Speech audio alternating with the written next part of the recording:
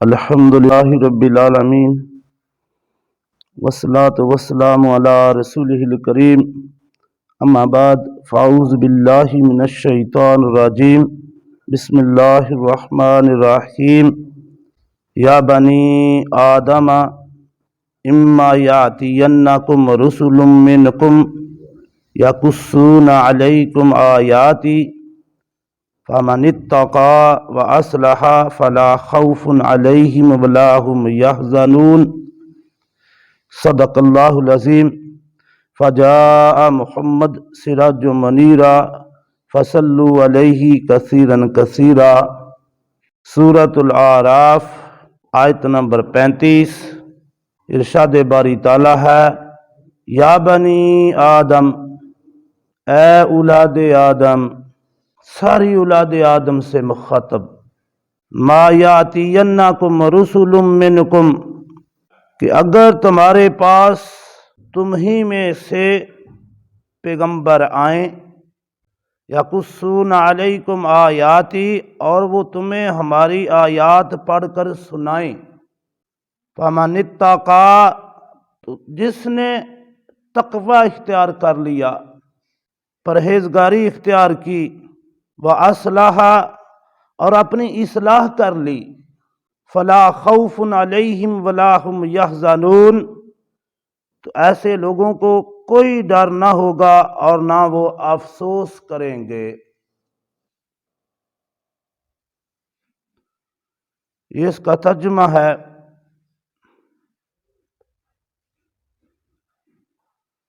مفسرین کرام فرماتے ہیں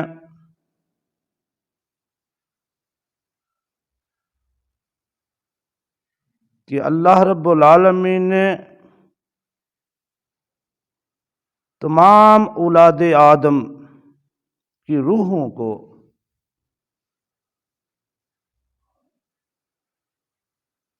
اکٹھا کیا، اور یہ اس عہد کی بات ہے جب حضرت آدم جنت میں تھے۔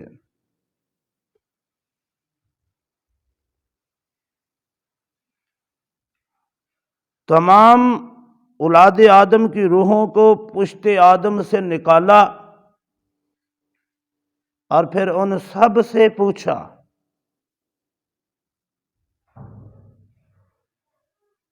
الست بربکم، کیا میں تمہارا رب نہیں ہوں؟ قالوا بلا، تو سب روحوں نے یہ جواب دیا تھا کیوں نہیں ہے اللہ، تو ہی ہمارا رب ہے۔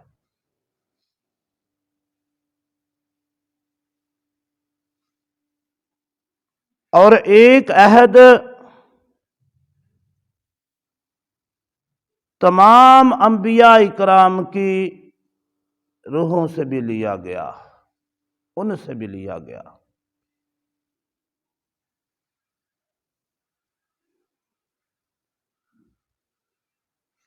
کہ تم نے اپنے اپنی امتوں کو آخری نبی صلی اللہ علیہ وآلہ وسلم کے متعلق خبر کرنی ہے کہ اگر وہ ان کی زندگی میں، ان کے زمانے میں آ جائیں تو پھر سب کچھ چھوڑ چھاڑ کر ان کی پیروی کرنی ہے۔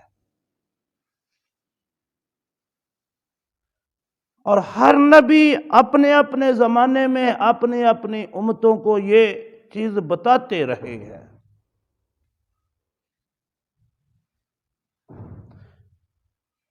مفسرین اکرام نے دونوں نکتے یہاں یہ بیان فرمائے ہیں کہ اگر تمہارے پاس ہمارے پیغمبر آئیں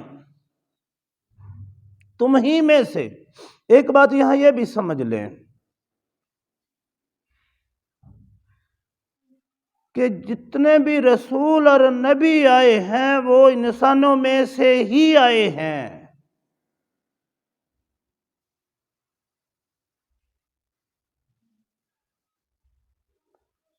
وہ بشر ہی ہیں، لیکن جو انبیاء کرام ہیں وہ سارے انسانوں سے افضل ہیں۔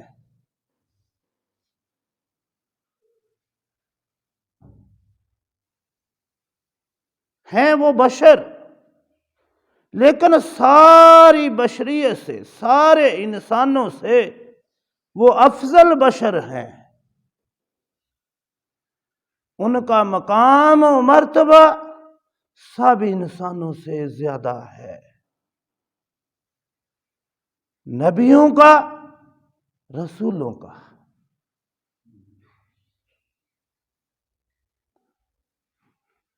کوئی بندہ ان کی بشریت کا انکار نہ کرے، ان کی بشریت کا انکار کفر ہے۔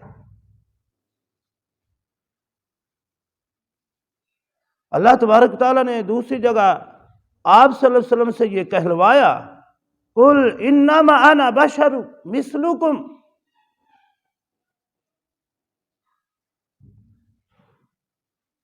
کہ اے نبی صلی اللہ علیہ وسلم ان کو کہہ دو کہ میں تمہاری طرح کا ہی انسان ہوں، میں تمہاری طرح ہی بشر ہوں،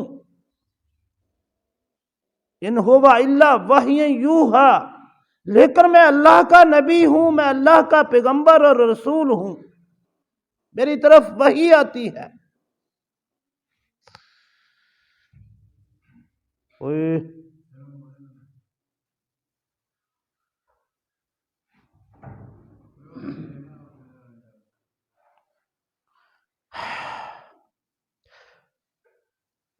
تو اللہ کے نبی آئے، اپنے اپنے وقتوں میں، اپنے اپنے زمانے میں، اپنی اپنی قوموں کی طرف آئے، ان سب نے اللہ کی آیات کو ان تک پہنچایا،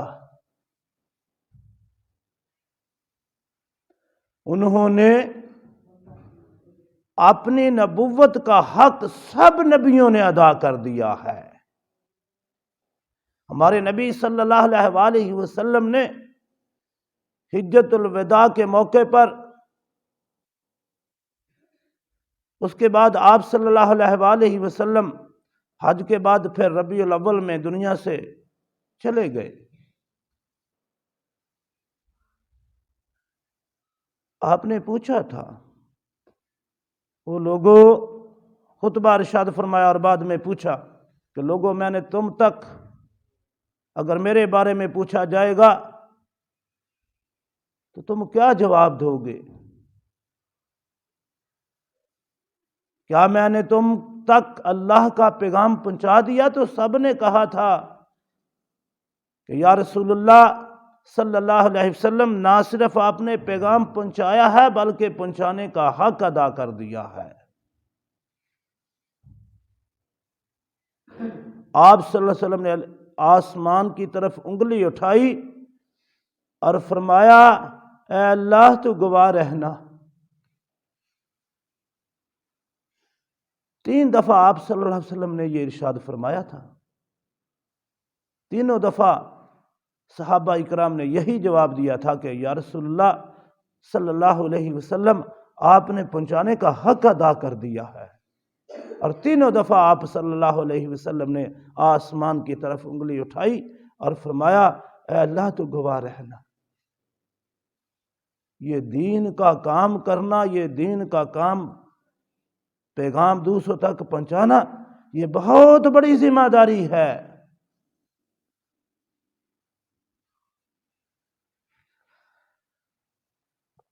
تو جو بندہ بھی فَمَنِ اتَّقَىٰ، تقوی اختیار کرے گا، اللہ کی محبت میں ڈوب کر اللہ کی رضا کے لیے کام کرے گا، نیکی کا کام اللہ کی رضا کے لیے کرے گا، اللہ کی محبت میں کرے گا، اور برائی اللہ کے خوف کی وجہ سے، اللہ کے ڈر کی وجہ سے چھوڑے گا کہ میرا رب ناراض نہ ہو۔ یہ تقوی ہے۔ یہ لفظ بار بار قرآن پاک میں آتا ہے، اسے اچھی طرح سمجھ لیں۔ تقوی یہ ہے کہ نیکی بھی اللہ کی محبت میں اللہ کے لیے کی جائے، اور برائی بھی چھوڑی جائے تو اللہ کی محبت میں، اللہ کے ناراض ہو جانے کے ڈر کی وجہ سے چھوڑی جائے۔ برائی جو چھوڑی جائے وہ بھی اللہ کی محبت میں، نیکی جو کی جائے وہ بھی اللہ کی محبت میں۔ اور بندے کے سامنے مطلوب کیا ہو؟ اللہ کی رضا، یہ تقویٰ ہے۔ یہ اصل میں دل کی ایک خاص کیفیت ہے۔ وَأَصْلَحَ، اندر کی حالت بھی صاف ستھری ہونی چاہیے، تقویٰ ہونا چاہیے دل میں بھی۔ وَأَصْلَحَ، اور ظاہری کام بھی جو ہیں وہ شریعت کے مطابق ہونے چاہیے۔ یہ اصلاح ہے۔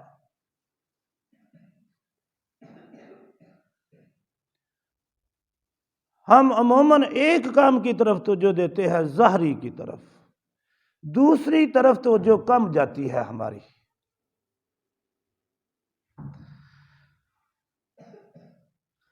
تو جن لوگوں نے یہ کام کر لیا، فلا خوف علیہم، ان پر پھر کوئی خوف نہیں ہوگا، ولا ہم یحزنون، نہ وہ غمگین ہوں گے،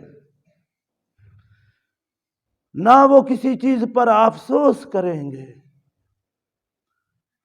کب؟ جب وہ دوبارہ جنت میں جائیں گے۔ دیکھیں، اللہ تبارک و تعالیٰ نے جنت سے انسان کو نیچے بھیجا زمین پر، تو اللہ رب العالمین نے اس کو فرمایا تھا کہ تم اس جنت کے وارث تم ہی ہو، لیکن اب جنت کے وارث وہ لوگ بنیں گے جو ہمارے نبیوں کی تعلیمات پر عمل کریں گے۔ اور آپ صلی اللہ علیہ وسلم نے وہ تمام نبی بھیجے، اور پھر آخری نبی صلی اللہ علیہ وآلہ وسلم بھی آئے اور فرمایا جو ان کے راستے پر چلے گا اسے نہ کوئی غم ہوگا، نہ کوئی خوف ہوگا، نہ کسی چیز پر وہ افسوس کرے گا، کیونکہ وہ کامیاب ہو گیا، وہ جنت کا وارث دوبارہ بن گیا۔ اصل ہماری منزل وہی جنت ہے جہاں سے ہم نکالے گئے ہیں۔